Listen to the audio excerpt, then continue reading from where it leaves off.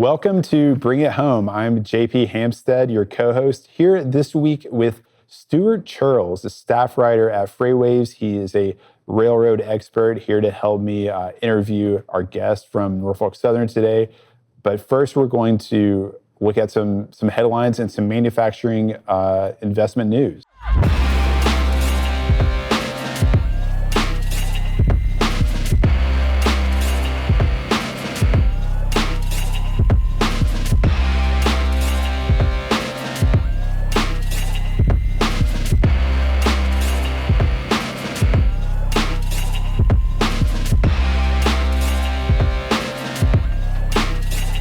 First, we have the Honda EV Hub in Marysville, Ohio. They recently announced that they're increasing their investment from about $700 million to over $1 billion. And this is separate from a larger $3.5 billion battery plant that they have. They've been in this region for a long time. They've been giving tours of their new EV production lines, and kind of touting this as like an advanced manufacturing story. They're talking about these like so-called gigapresses that they have, and trying to like grab some of the shine from Tesla's manufacturing techniques. Stuart, any comments on this story? It's an interesting development because it's really right in the heart of internal combustion production territory. Honda's been there for years. I remember they had Maryville commercials in the old days, and here's how our Hondas are being made in the U.S. now.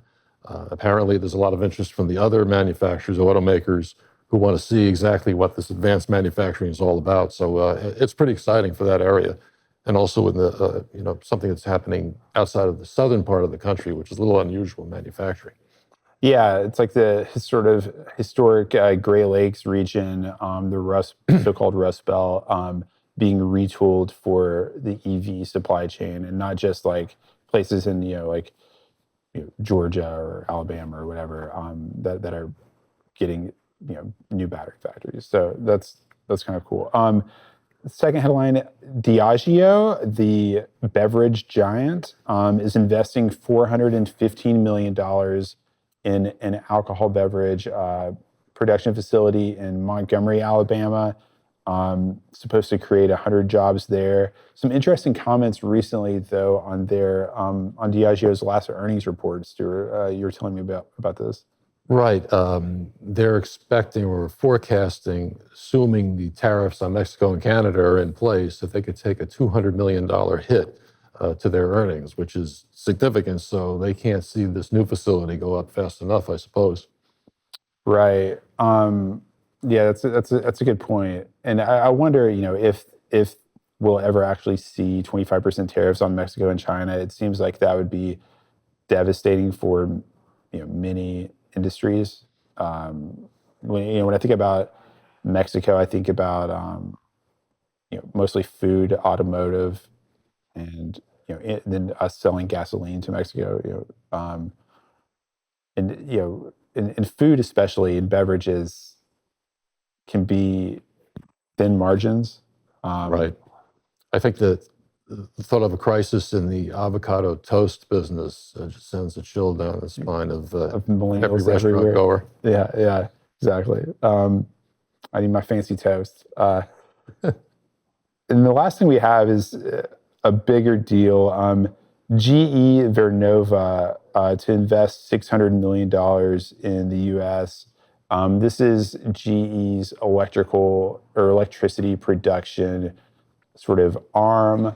In December, they announced a $9 billion global capital expenditure plan to take place over the next few years. And since then, they've been kind of inking in the details of what that looks like and where they plan to make those investments.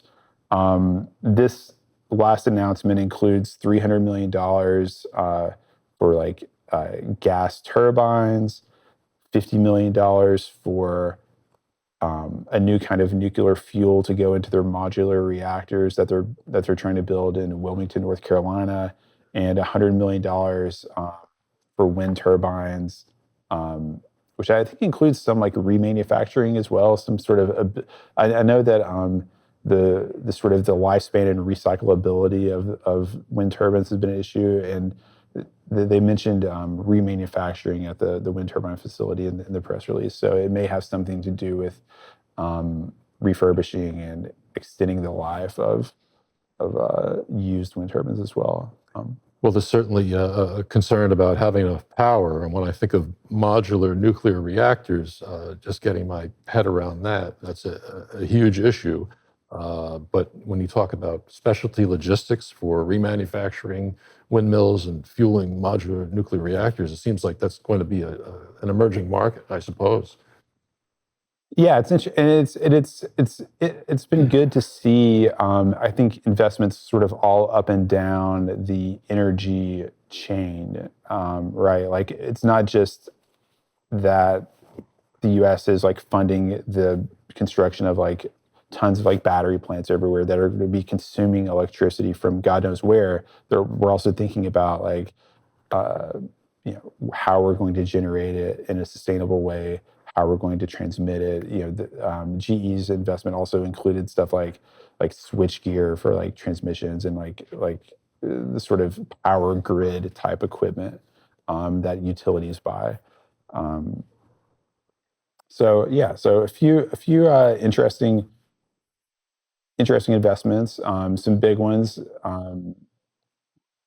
Some getting expanded in the case of Honda, others just larger investments that were announced earlier that are sort of getting details filled in. Some like Diageo maybe in response to or in anticipation of tariffs at least, or maybe just wanting to demonstrate that they want to build in America and sort of play nice with the new administration. It's an open question, of course, whether the tax credits and subsidies that fueled so much of the electric vehicle purchases by consumers is going to, go forward. Yeah, that's a good point, Stuart. And we were talking about that before the show. There's, previous administrations have sought to stimulate the EV industry or maybe the EV transition at all different points, right? Not only like helping finance the construction of electric vehicle production lines or battery manufacturing, but also just giving like direct like tax breaks to consumers of electric vehicles.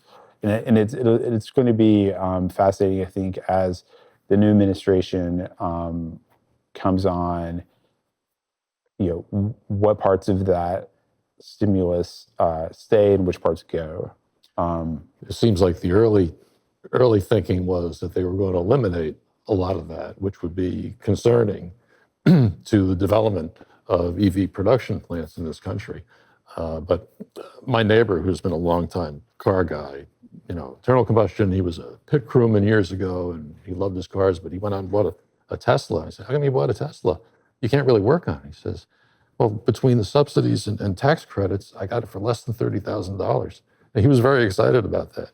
So if that is going to continue going forward, that's a good sign. But again, it's an open question. Yeah, and now and so on the one hand, like it seems like Trump doesn't wants to kind of chuck a lot of like burdensome environmental regulation. He doesn't. Might be a skeptic of electric vehicles. On the other hand, Elon Musk is occupying like a very prominent role in his administration, and in the valuation of Tesla, very much depends on these tax subsidies. Right.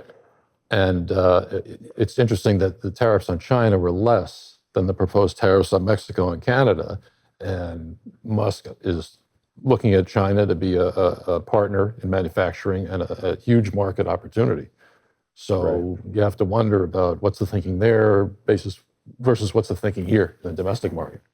Right. That is interesting, and it may be the case of some tariffs being used as a bluff or a threat to get movement on other issues, and in the case of China, maybe they intend to actually impose them and go through with it. Who knows? And with that, we'll go to our guest from Norfolk Southern, the East Coast Class 1 rail. We have Stefan Loeb VP of Business Development and First and Final Mile. What's the masterclass all about? Well, here's what I'm going to tell you. If you're a driver, you're an owner-operator, you're a fleet owner, whether you're in compliance services, dispatcher, no matter what it is, masterclass is for you. Every 2 weeks, you're going to sit down with me and we're going to go over certain business topics that are related specifically to your small trucking company operations. We're going to help you with everything from compliance to how to negotiate better on the spot board, how to find direct freight, and everything in between.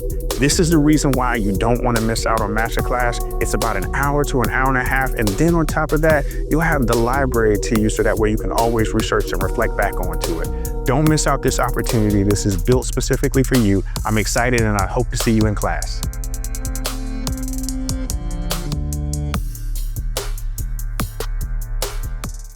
All right, everybody. Welcome Stefan Loeb from Norfolk Southern to the show. How are you, Stefan?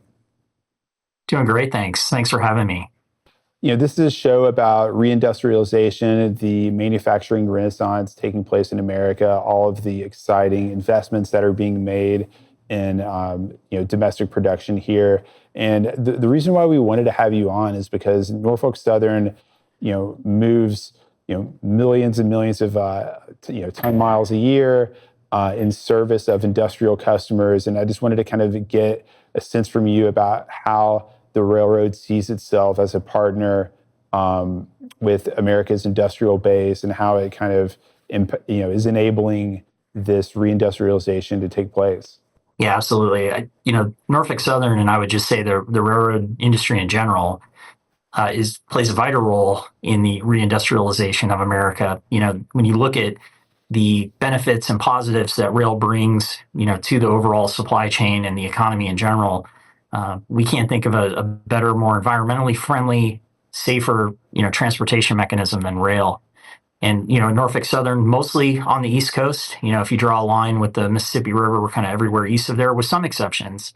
We feel like we're in an area in the Northeast, Southeast, and the Midwest that really speak to a lot of the activity that you're certainly interested in, your listeners are interested in. And so to do that, Norfolk Southern, being, a railroad, has to provide multiple solutions. You have to figure out how to get product from the factories onto rail, and not just get it to a destination that's on rail, but also places that don't necessarily are not necessarily served by rail. And so, again, when you look at an overall supply chain, you have to remind yourself you're not just a railroad, you're a solution. And whether you have those solutions or not, you have to provide them as a total package to customers to be able to make rail a viable option against a very competitive freight market to capture all of this reindustrialization. Yeah, and before the show, we were talking a little bit about how Norfolk Southern and large railroads actually help their customers, sort of prepare sites or choose sites and kind of get them ready to be connected right into their network. Can you talk a little bit about how Norfolk Southern works directly with its customers to help locate their facilities? Yeah, absolutely. So our team, called Industrial Development at Norfolk Southern, very talented team. That's essentially all they're focused on. And that's from working with economic development agencies, working with actual customers, going out abroad to find companies that are interested in locating in the United States, the engineering and the design work that's needed for those facilities around the rail access, all the whole package, if you will. And I want to be clear, we're not selling everything to everybody. We want to tailor all those services to what customers need as they're looking to locate. And just to give you a sense, that team, as we just announced publicly a couple weeks ago, just in 2024, there were 149 projects that were advanced through Norfolk Southern, representing about $4.3 billion in investment. So it's pretty significant business when you think about when you actually put the numbers on paper. Of those, 65 were completed, which means the facilities were open. They started shipping via rail onto the network. And that was about $1.2 billion in investments, with 1,700 jobs that we brought on into the U.S. economy. So our overall pipeline, just to give people a sense, right now is over 450 projects, representing about $9 billion in investments. And in terms of line of sight at full ramp up, that's about 150,000 incremental carloads. Now, I want to be clear. We'd love for all of that to show up. It might not. There are always exceptions, not reaching full potential and all those things. But that gives you a sense, just at Norfolk Southern, how big that industrial development business is for us and for the customers that we have online and our future customers that would be looking to be online. Norfolk Southern, I follow a lot of railroad statistics as part of my job, and Norfolk Southern is, become known to me as a rail with sometimes the largest percentage of intermodal as its volume mix. I typically associate intermodal with things like retail and imports and things like that. Although I realize you can put almost anything into a steel box. But on the last earnings call, I believe you guys were saying that you wanted to grow carload again. That part of a key component of lowering the operating ratio over time was getting sort of a more favorable volume mix in carload versus intermodal. What part do your industrial customers play in that, and where do you see, what sectors do you see that growth coming from? Yeah, great question. Multifaceted. One of the reasons that I decided to join Norfolk Southern about 2 years ago was our view of a better way forward and really looking at smart, sustainable growth, and that was the creation of this department that I'm in, business development and first and final mile markets, and it's really the solutions around carload freight more than anything, although intermodal does play a role in it as well. We want to grow both ways. But to your point, we cannot ignore the carload sector. And there have been a lot of articles, and certainly from my background in the past as a short line executive, focusing on topics like death of the carload. When you look at the overall North American freight statistics, you can see that carload business has declined. In a freight environment that's grown in North America, right? So you have to question that. And there's no doubt that you really have to attack that segment if you want to grow. And certainly growth is very important at Norfolk Southern with all the things that we were doing. So you have to look at all angles. One area, like you said, is the industrial development group. Excuse me. And you can see when you look at the various segments, it really covers the vast majority of everything that we do on the carload space. So you're talking about new projects in steel, in plastics, in food, pet food, refrigerated warehousing, power generation, renewable fuels. When you look at that across our portfolio, that's really almost everything that we handle. And so carload freight is going to play a major part of the growth as we see going forward as we bring these sites online. And then you have to look at partners. I think the thing that sometimes gets overlooked, and I think as a railroader, you constantly have to remind shippers and the public and other railroads for that matter, is that we do often operate as a network. Shippers have their own supply chains. That supply chain may go beyond Norfolk Southern and touch other railroads. And so you look to partners. The short line industry is a great place to point out. So we have over 200 short line connections.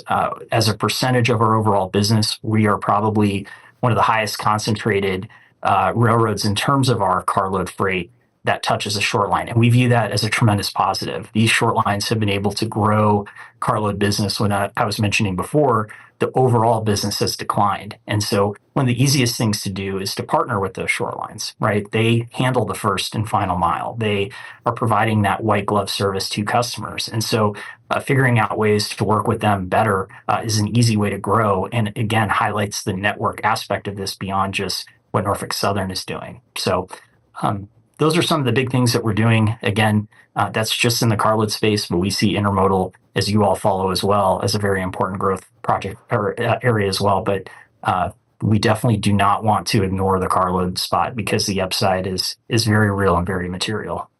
Stefan, you mentioned the short lines, and it's often said that they're the entrepreneurs of railroading, and they're the ones, again, first mile, final mile, but they're the ones out there on the ground that are trying to connect with smaller businesses and some bigger businesses and deliver sometimes smaller carload batches, but you take that as a whole and it's very significant volume.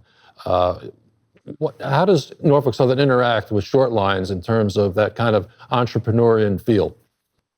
Yeah, I'll touch on it two ways. First off, again, having so many short lines, you have to figure out a way at a large company like Norfolk Southern to make it very easy to do business with the short lines. And so in my group, we have folks that handle very succinct pieces. For example, if you have a growth opportunity, that goes to one person.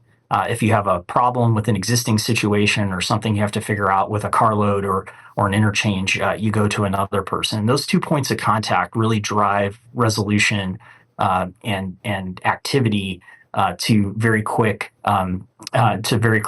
resolutions. And so being able to do that in 2 years was very important for me. Again, so short lines, when they want to grow, they know they can go with Norfolk Southern. Will be responsive, whether it's a rate, whether it's a customer inquiry.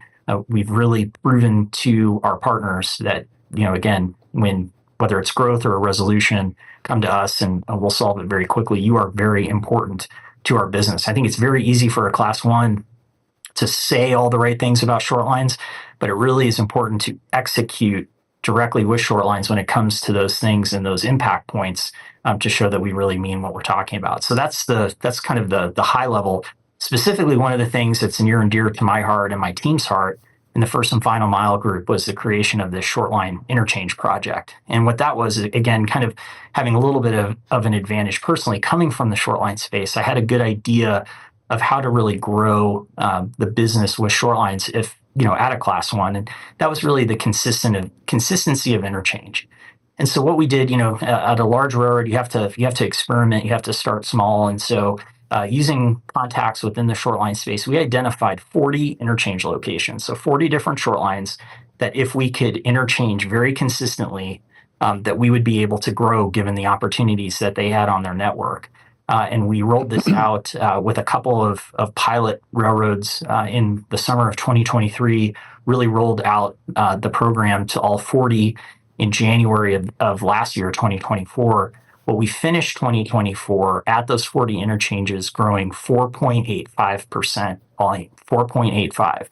That is tremendously more than how we grew our total carload franchise, and really shows, again, when both railroads look at does Norfolk Southern show up? Does the short line show up? Do we both feel good about it? And then if either of us don't, to have that immediate way to start talking about, well, what happened, how we can do better, and then having the known growth from this entrepreneurial partner behind us really connected the dots there.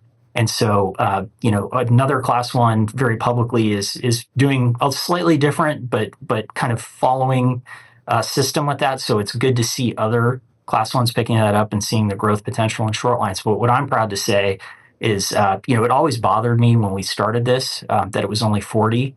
So we're very proud that very soon in 2025, we're going to be announcing that we'll be essentially sunsetting the 40, if you will, and be offering a system like this for all of our short lines. Because again, when you look at the overall short line business, if it was its own commodity group, it would have some of the highest growth numbers over time of any of the other commodities. And so having that consistent service, having that partnership, and then aligning quick resolution and opportunities around that, where they know they can go to Norfolk Southern, get quick answers, get resolutions, it really ties into that entrepreneurial business, ties Norfolk Southern into that entrepreneurial business for mutual success. I have a question about this shoreline, and it may be a naive one, Stefan, so you'll have to bear with me and explain it to our audience. But when I imagine like a shoreline railroad, let's just say we're in rural Georgia, and there's like a lumber mill or something out in the woods, and a railroad that like connects to it, and that railroad then connects to Norfolk Southern or something like that. And what you're saying is by improving the sort of operational efficiency of the interchanges and making those handoffs go very smoothly, you're able to like grow volumes with the shorelines. What was their other option? Like if you guys didn't perform, how would they move their freight? Like what does that make sense as a question? It is the absolute core and best question you can ask. So congrats. That is the key, because the fact is, when you don't connect, or if you fail to interchange, and so that empty car doesn't get to the short line and it cannot be placed so it can get loaded, that customer goes directly to truck. It goes to our competition. We lose out. And that was one of the interesting things explaining the idea to folks at Norfolk Southern when I got here is the thing you have to understand about short lines, like you said, they are out in rural Georgia. We'll use your example. They have that lumber mill. If that lumber mill needs to send its product to market and you're not interchanging consistently and you're not providing the car supply, they will order the truck, and they order it on the app now. They can track the empty destination, they load it up and off it goes, and we lost the load. So it's truly the opportunity cost of not partnering well when all you have to do is get the car there and load it. And providing the visibility on the inbound, for example, is one thing that we're doing through this program so that we minimize and hopefully fully mitigate at some point those loads getting lost to the alternative mode. That's good. So yeah, so there are definitely commodities that can cross over from truck to rail, even in like the carload space. Maybe not like sand or gravel, but certainly things like lumber, or even steel in some cases. Yeah, the railroad industry, there's exceptions to everything, right? But generally, coal, a lot of the grain, sand, as you mentioned, tend to move in unit trains, very high volume, which is hard to move to truck. Although, the customers, look, they're very nimble, right? They need product moved. They'll figure out alternatives. But yeah, pretty much everything else generally moves in a carload by carload basis on the industrial product side. And can you talk a little bit about one of the premises of what you're saying is that Norfolk Southern drive growth by being very sort of competitive in terms of service and visibility, network fluidity. Do those service and visibility requirements differ from sector to sector or sort of customer, commodity group to commodity group? Like, is steel different from petroleum products, different from coal? I'm curious about how these different businesses work with the rail and how their sort of expectations that they have out of their transportation partners. I'm gonna go back to a great friend in the industry, Pat Ottensmeyer, who used to always say, "Service begets growth," and it's true in all forms. Safe, reliable, consistent service is the underpin to everything. Now, there's no doubt that various Norfolk Southern customers have various views on service. Obviously, certain intermodal customers on our premium side require a faster service. But a brown paper mill or a sand shipper requires a level of service too. And again, it needs to be reliable and it needs to be consistent. And they need to be able to count on us. And I think, as you can certainly tell over the years, the rail industry has certainly struggled with that. When I joined Norfolk Southern in 2023, we were obviously struggling quite a bit.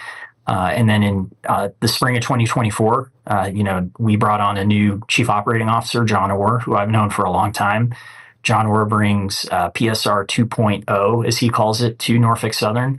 And that's essentially all the things that you hear about with running railroads very reliably and in a very precision way, but combining that with the customer view. That's really the powerful thing that I'd like all of your listeners to understand, and for the industry and for outsiders to understand, is the way Norfolk Southern is viewing the precision operation includes the customer voice now.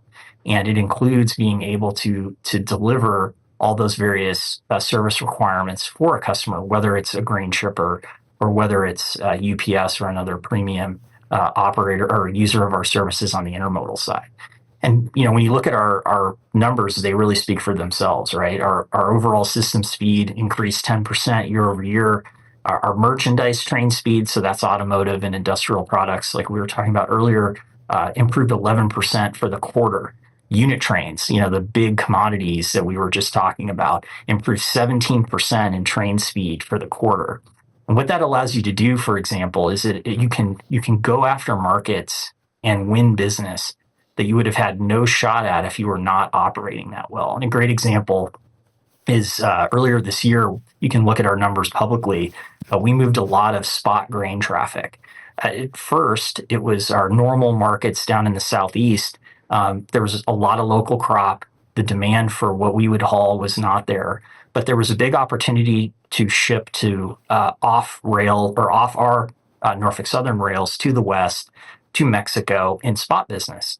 And John's ability to pivot quickly and do it in a very precise way and deliver the service allowed us to move that grain short haul for us, but to markets where we had demand versus our typical markets where in the past we would have just not really done anything, right? So we captured that. And then when the markets in the Southeast came back and we had various export spot opportunities, John and his team immediately pivoted back to those typical markets and doing so beyond just what we had permitted, meaning what the customers thought their demand was, but to hit spot moves as well.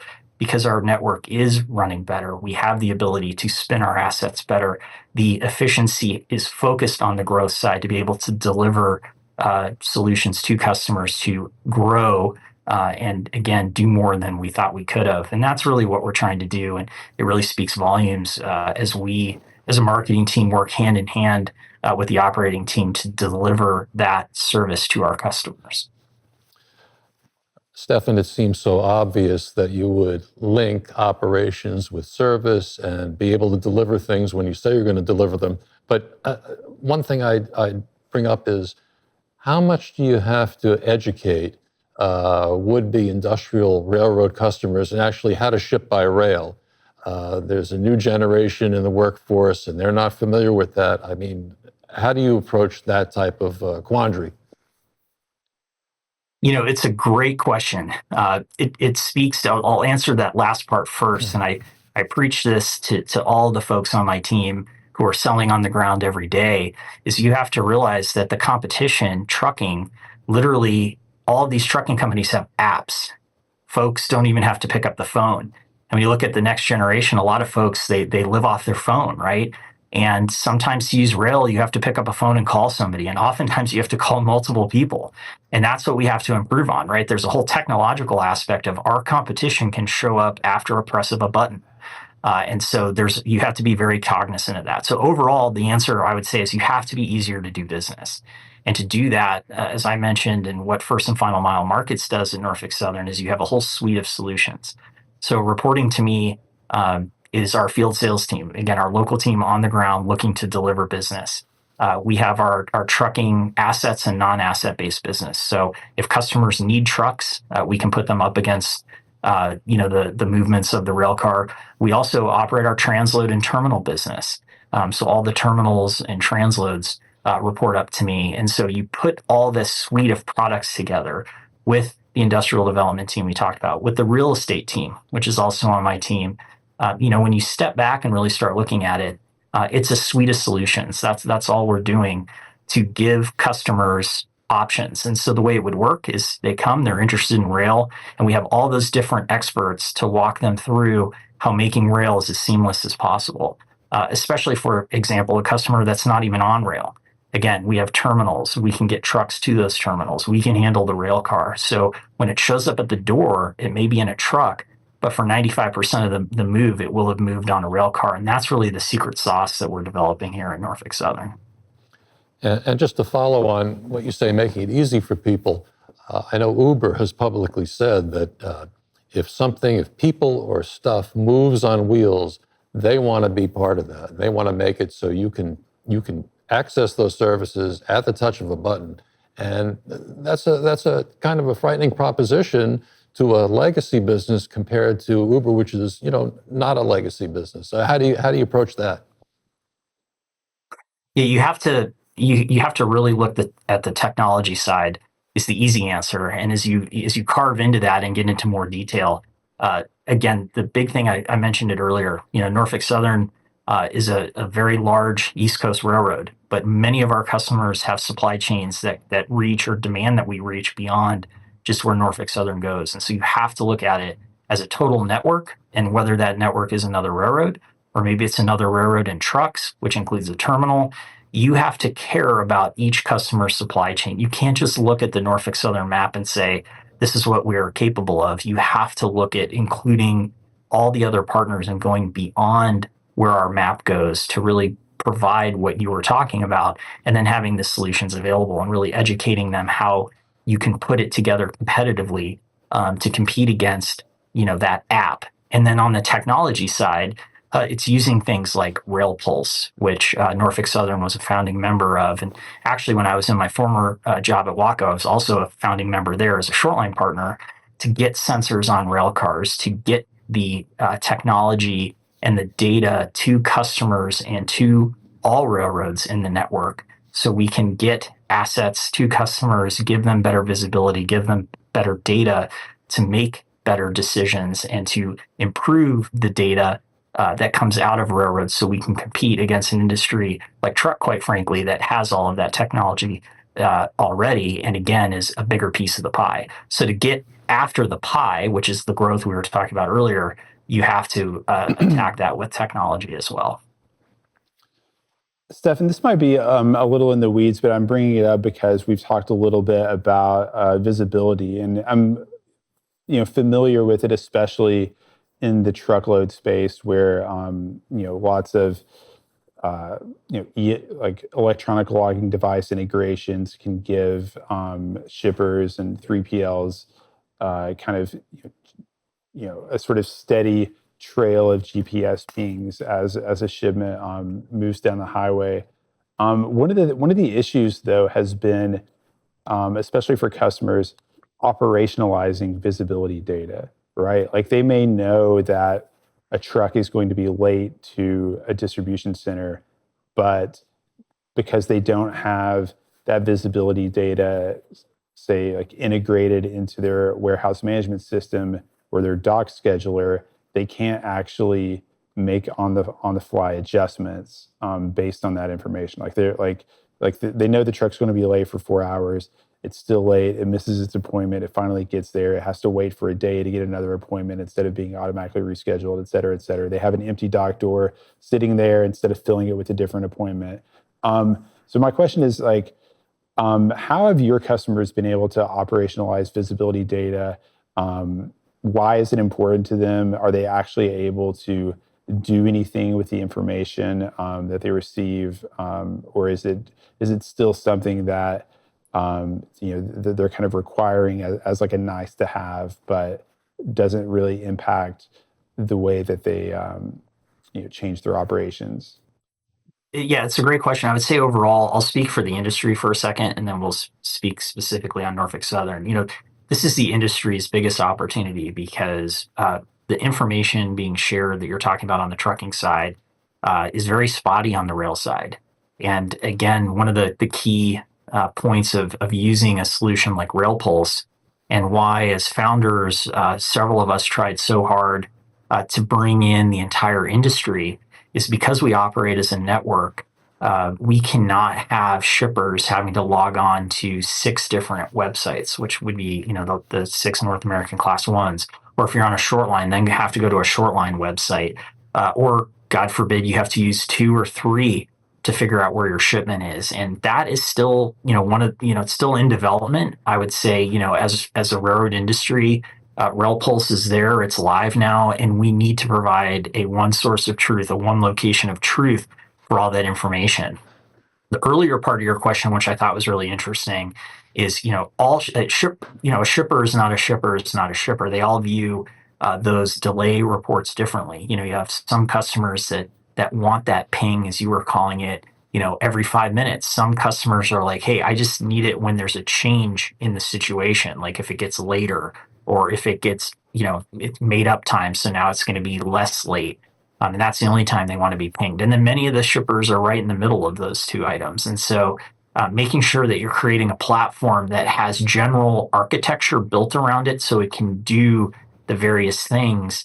And again, to me, it's important where you have a repository in one place so you don't have to go to multiple websites to get the answer. That's one of the key tenets. Anything that the railroad industry does with technology, whether it's just at Norfolk Southern or across all the railroads, it has to be able to integrate with the fact that many of these shippers use multiple railroads. So it has to be a network. We have to work together. And unfortunately, there's some railroads still that don't view it that way. But I guess one of the crusades I have, if you will, is to continue to use platforms like your show to really emphasize that, because customers, again, in the ease of doing business, want one source of truth of data. And that's one of the things that Norfolk Southern's dedicated to through all these various projects. I will also say, in addition to rail pulls, we do have intermodal options, like on the drayage trucking side, called Modal View, that we've invested in to do the same thing. So again, very interested in providing easier to use data for our customers as we compete with the other modes that do have these technological advances further developed. And Stuart, we have time for maybe one more question. Do you want to ask? Could Stefan, you talk about trucks and that availability. Does this mean we could see a revival in trailer on flat car business, which of course has been declining longer, more rapidly than car loads? Is that something you look at also? What I would say in general is, our customers, in this case, the intermodal firms, I think would really drive that decision. I think they found that, mostly going forward, that the chassis container model is how they want to go. But to your point, we still move a trailer on flat car.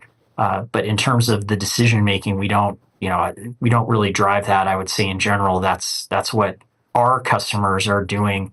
As they retail their product, we're more of the wholesaler there. And as our customers do more, with containers and chassis, that's where it's going. I don't think, we impact that result, to great effect. It's really what our customers are doing for their customers. And I guess I'll take the last question, Stefan. If you had to bet on this, and I guess maybe in a sense you do bet on this every day. In 2025, what do you think will be the highest growth commodity for Norfolk Southern other than intermodal? I'd like it to be everything else, honestly. Again, I think the key point that I want your listeners to take away is Norfolk Southern is running better than it probably ever has. I've only been here 2 years. It's certainly running the best it has in the 2 years I've been here. We have a team completely dedicated to serving customers and challenging ourselves, again, together in the same room of operations and marketing and all the departments to find that growth. And so regardless of the distractions around us, regardless around what's happening in the economy, I would just say I just want to bet on Norfolk Southern, because we're betting that our customers will see that service, see the value that we're creating, and want to ship more than they did in 2024 and in the past. So I want to take it all. Let's bring it all. I'm betting on everything. Nice, love it. Thank you so much, Stefan. Really appreciate your time and you telling us about all the cool stuff Norfolk Southern's up to. Really appreciate it. Thank you, and thanks to everyone there and your listeners. Appreciate it. Well, Stuart, what'd you think? I thought it was really interesting to have such a sort of service-oriented conversation with the rail. Sometimes they're unfairly kind of maligned as being customer indifferent, but we heard a whole range of things that the railroads do sort of hand in glove with their customers throughout the whole process of helping them select a site, developing it, bringing it online, consulting with them, partnering with the short lines, providing the visibility data on the shipments. It's pretty cool.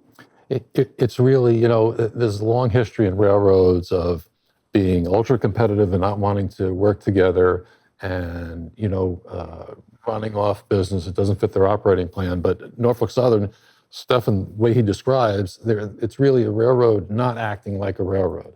It's acting more like an integrated end-to-end logistics provider. They're in real estate. They're trying to find those industrial-ready sites, and they're trying to really focus on growth, where in the past, there was a lot of lip service paid to that. Well, we're going to grow, and this time we really mean it.